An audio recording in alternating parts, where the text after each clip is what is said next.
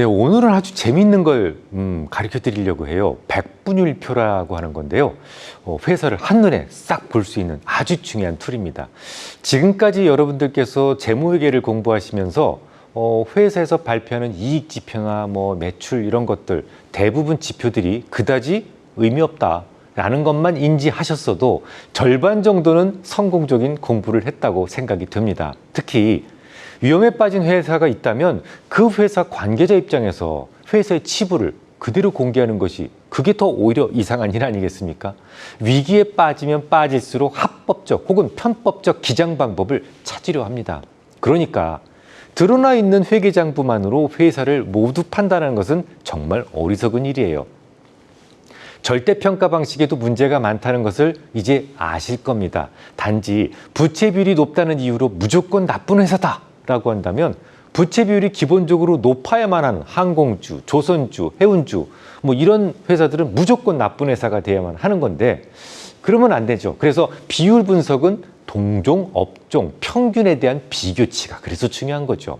하지만 이 동종 업종끼리라도 그냥 재무제표상의 데이터만 가지고 비교하는 것은 정확도가 떨어져요.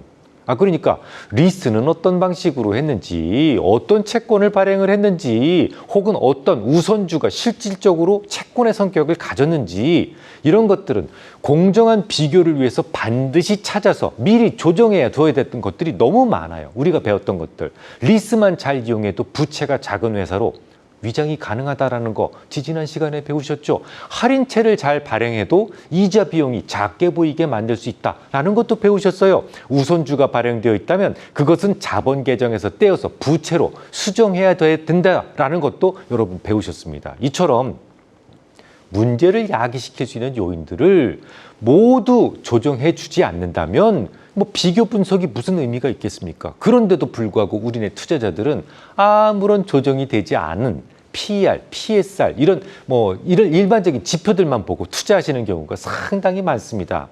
특히 이거 PER이 몇 배수에 불과하니 5점 몇 배수에 불과하니 저평가되었다. 이거 매수해야 된다. 이런 표현은 매우 위험천만한 행동이다라고 볼 수가 있어요.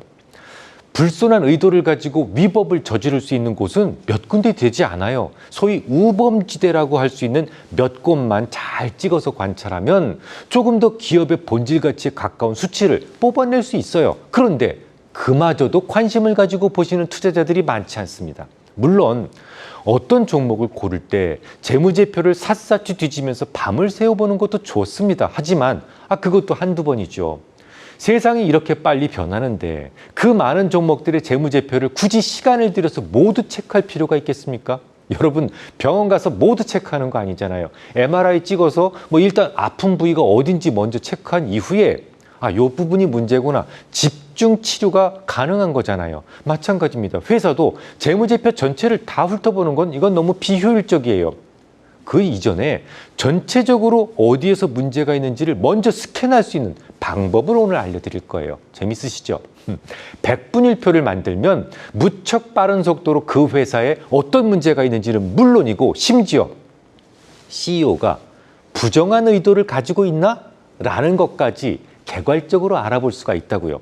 이 이익의 조정이야 여러분들이 얼마든지 할 수 있죠. 그런데 같은 방법으로 기장된 이익의 변화율에 대해서는 이게 조정이 쉽지 않습니다.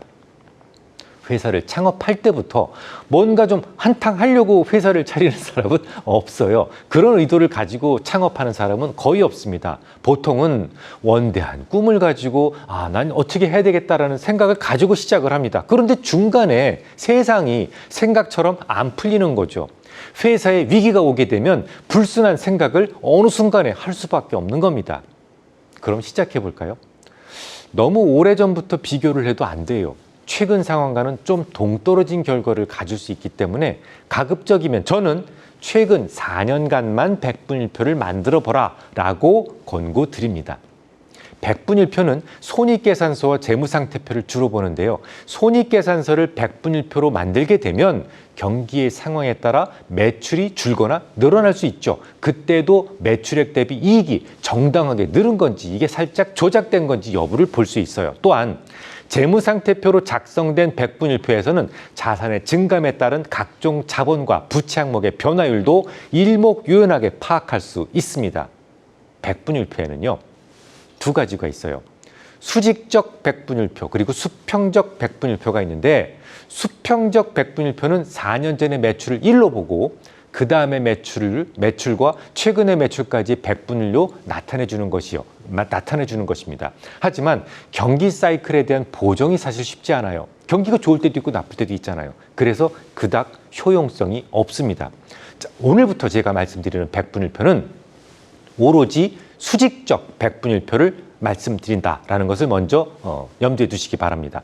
수직적 백분율표는요, 손익계산서상의 매출을 100으로 놓고 그 매출 대비 각 항목이 몇 %인지만 쭉 써내려가면 돼요. 너무 쉽습니다. 이거 만드는데 5분도 안 걸려요. 쉽게 말씀드리면 그냥 각 항목을 매출로 나누어서 다시 작성하시면 돼요. 마찬가지로 재무상태표의 백분율표는 모든 계정을 총 자산으로 나누어서 구합니다. 이게 얼마나 위력적인지 잘 모르시겠죠? 다음 시간에 계속 이어가 보겠습니다.